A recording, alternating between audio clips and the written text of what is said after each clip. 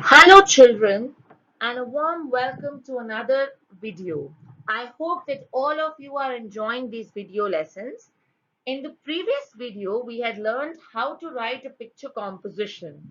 I know children, many of you enjoy to share your thoughts, and the best way to share your thoughts is by writing. And there are various ways to write your thoughts, children. Today we are going to learn one such way, that is how to write a paragraph. Now, children, after hearing the word paragraph, I'm sure there would be a question in your mind. What is a paragraph? So, children, a paragraph is a group of sentences that identify the main idea. You are being given a topic, and on that topic, you have to write few sentences which forms your paragraph. Now, since I spoke about sentences, there would be another question. How many sentences you're supposed to write in a paragraph? So children, the number of sentences depends on the kind of topic, on the topic that you are writing. But however, some paragraphs might have 6 sentences, or some might have 12 sentences or 10 sentences. So it depends on the topic that you are writing.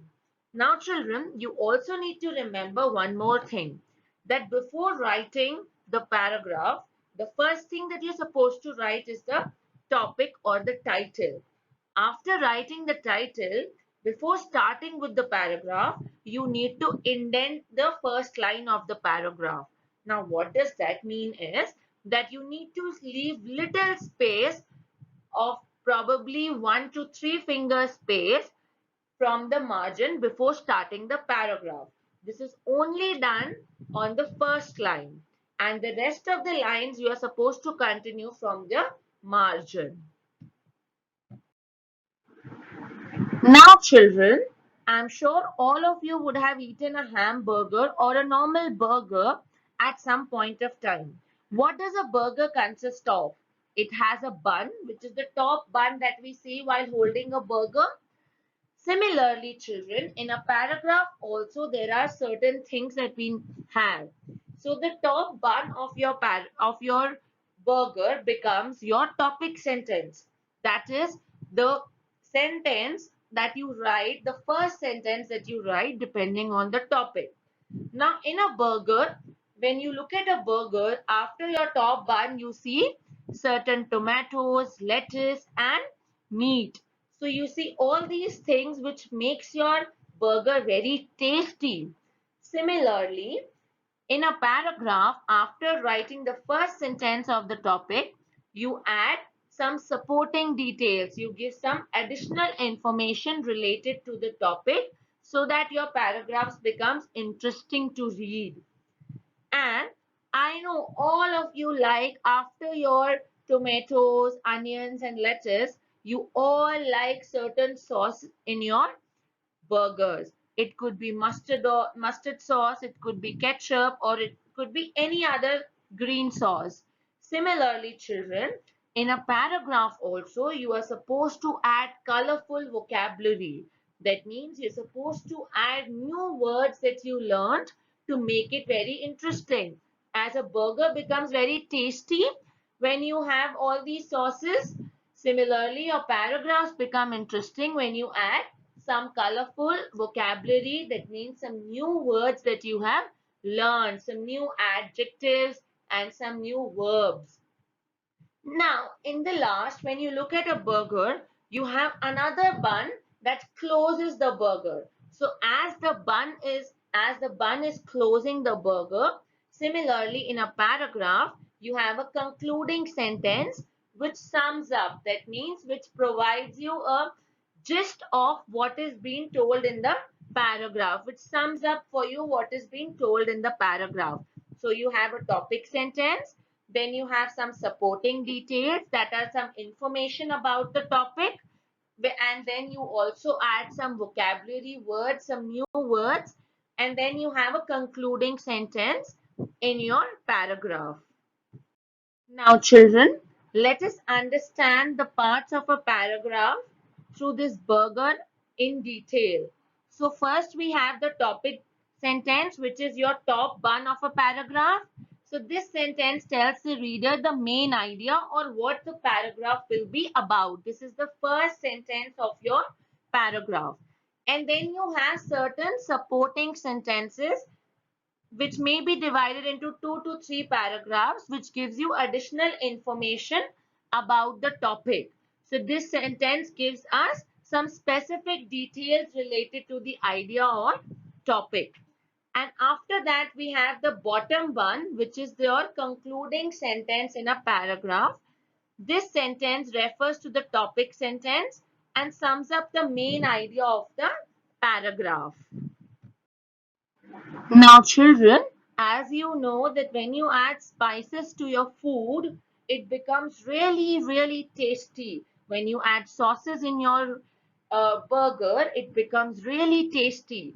So similarly, when I told you that you need to add some colorful vocabulary, so there are few verbs and few adjectives given here which you can use. For example, children, if you have to say the word say, instead of saying say, you could say suggest, you could say whisper.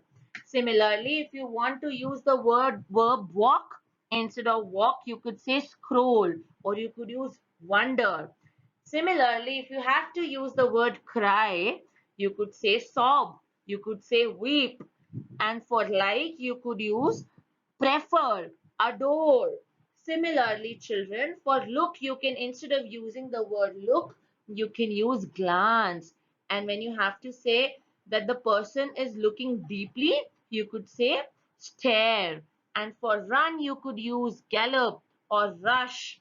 Similarly, children, there are few very good adjectives that you can use in your writing. For example, instead of saying good, you could use wonderful, you could use awesome, you could use superb. Similarly, if you have to say bad, you could say disgusting, awful, terrible. And for big, you can say immense, enormous, huge.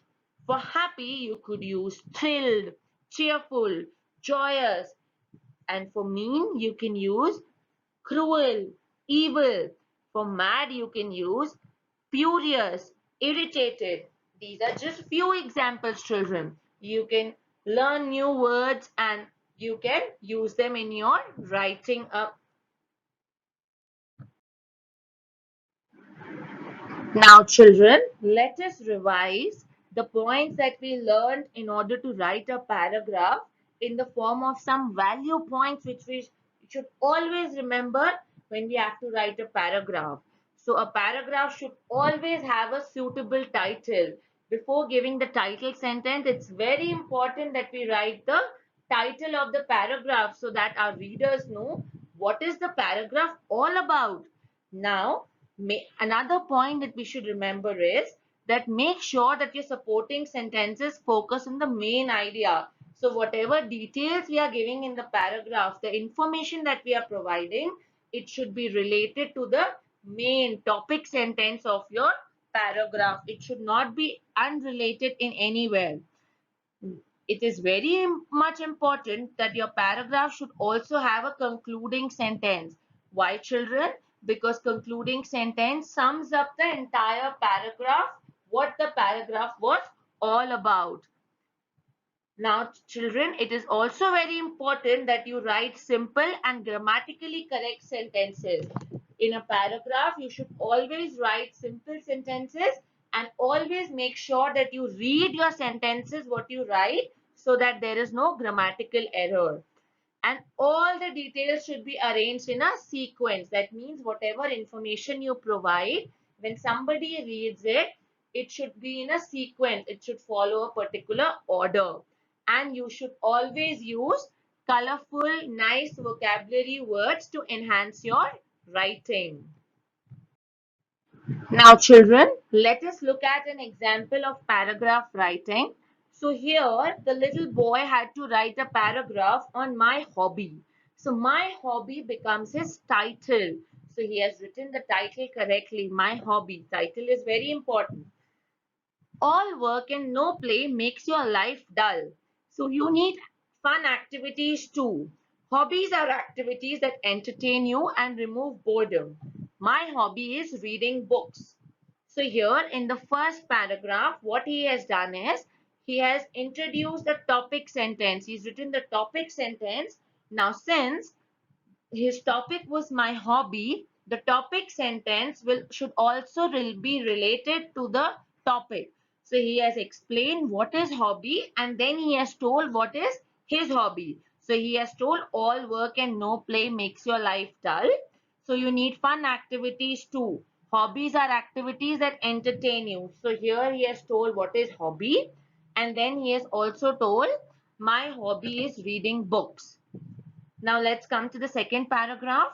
Whenever I'm free, I pick up a book which I love and start reading it. It's a good way to enhance my vocabulary. It opens up the knowledge door for me. I like to read stories of adventure. I'm transported into another world. So here, since in the topic sentence he had mentioned that his hobby is reading books. So he had given additional details, additional information about reading books, that what kind of books he writes and why he loves reading. And in this now comes this last paragraph, that is, books are my friends for life. I'm proud that book reading is my hobby. So in the last concluding sentence, he has summed up that he has written the paragraph on my hobby and his hobby is reading books. So he has summed up this whole thing. Understood, children? Now, children, all of you will open your CFS and open the page number where paragraph writing is given. And you all are going to write a paragraph there on my favorite picnic spot. It's already given in your CFS. So please use the clues given and write a paragraph. Don't forget the main points and the value points that we studied today. Thank you, children.